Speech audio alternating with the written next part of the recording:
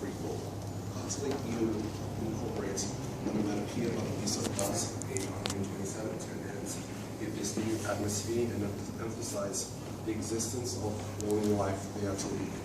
Not only does this reflect the atmosphere, but the beehive metaphor reflects the focus of what the work is in hatcheries.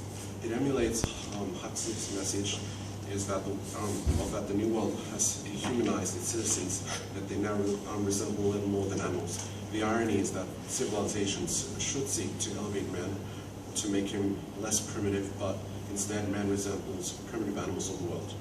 While John is disgusted by the still nature of the world's promiscuity, he misses the purpose behind it. Animals are tame, animals can be controlled. In this way, the people of the world state are more like pets, not like free people, only for political gain and control.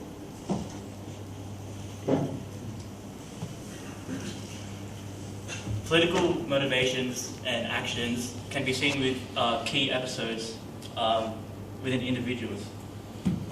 Linda's political motives are complementary of the government's intentions, thus making her a well-conditioned person subject to intense psychological and physiological persuasion.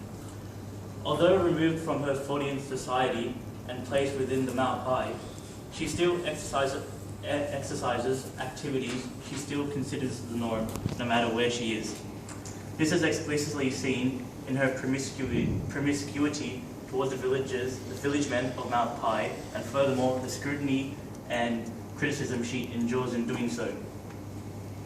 Nobody's supposed to belong to more than one person, and if you have people in the ordinary way, the others think you're wicked and antisocial.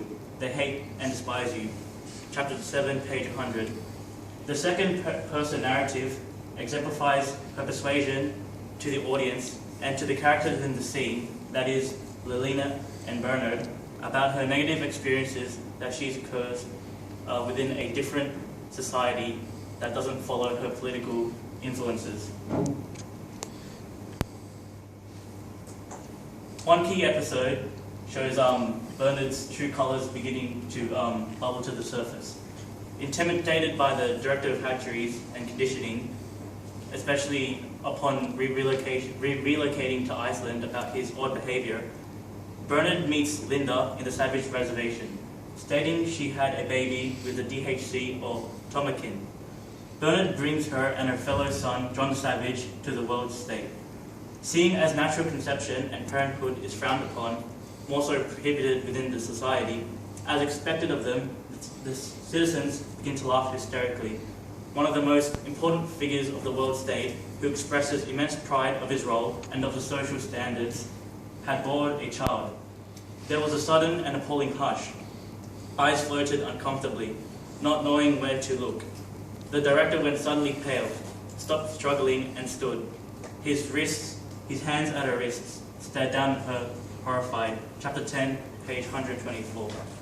The sentence structure, particularly with the use of a comma,